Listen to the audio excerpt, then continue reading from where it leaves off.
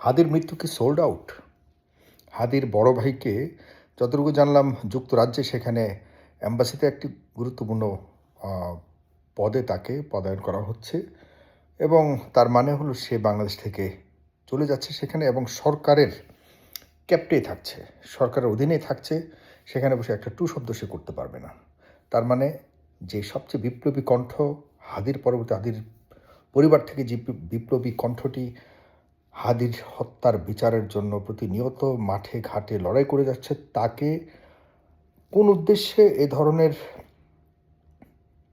সরকারি গুরুত্বপূর্ণ এবং খুব আ কি বলবো চমকপ্রদ একটি চাকুরি দেয়া হয়েছে, এটা জানেন এই মুহূর্তে যখন আমরা হাদির হত্যাকারীদের বিচার চাইবার ক্ষেত্রে একটা চূড়ান্ত পর্যায়ে যাবার অবস্থা তৈরি হয়েছে, একটা চাপ তৈরি করবার জন্য পরিস্থিতি তৈরি হচ্ছে। কারণ হলো আমরা দেখতে পাচ্ছি হাদির হত্যাকারীদের আম এখনো পর্যন্ত লোকেশন নিয়ে লুকোচুরি রয়েছে। তারা আসলে কোথায় রয়েছে, কি ইন্ডিয়াতে গেছে কি না যায়নি এ নিয়ে যখন এখনো সংশয় রয়েছে। কখনো শুনছি সেই খুনি এসে বলছে যে সে দুবাইতে গেছে, আবার শুনছি সরকারই বলছে যে ইন্ডিয়াতে চলে গেছে। সরকারের কাছে কি ডকুমেন্ট আছে ইন্ডিয়া গেছে এটা জানি না। মানে হলো পুলিশের পক্ষ থেকে বলা হয়েছে সে ইন্ডিয়া গেছে। বলা হচ্ছে ইন্ডিয়াতে সেখানকার পুলিশের সাথে বা পুলিশ প্রশাসনের আ যারা এই বিষয় দেখভাল করে তাদের সাথে কথা হয়েছে যে সে ভারত চলে গেছে, কলকাতা চলে গেছে, ইত্যাদি, ইত্যাদি। মানে খুবই ব্লারি এবং খুবই অবস্কিউর থিংস আ আমরা দেখতে পাচ্ছি।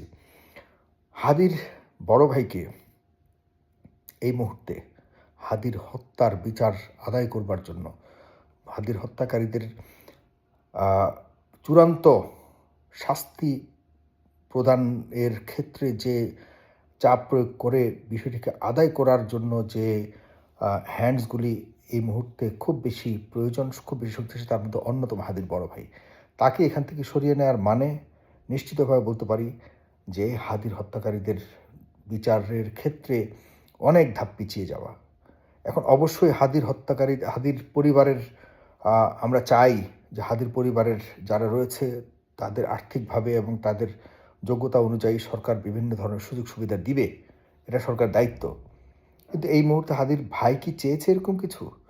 আমরা জানতে চাই হাদির ভাই এটিকে স্পষ্ট করুক। হাদির ভাই কি এখন একটা চাকরির জন্য সে এপ্লাই করেছিল? সে কি সরকারের কাছ থেকে এ ধরনের সহযোগিতা চেয়েছিল? নাকি সরকার ইচ্ছাকৃতভাবে তাকে এখান থেকে সরানোর জন্য চাচ্ছে যে বাংলাদেশ থেকে সে চলে যাক? আর সরকারের এই ধরনের কোনো দায়িত্ব যখন কেউ থাকে তখন কেউ টু শব্দ করবার কোনো ধরনের সুযোগ থাকে না। হাদির ভাইকে এটা স্পষ্ট করা উচিত বলে আমি মনে করি। কারণ হলো জনগণ এখনো পর্যন্ত হাদির হত্যাকারীদের বিচার চাইবার জন্য বিভিন্ন জায়গা থেকে যার জায়গা থেকে অনেক প্রতিবাদ করছে।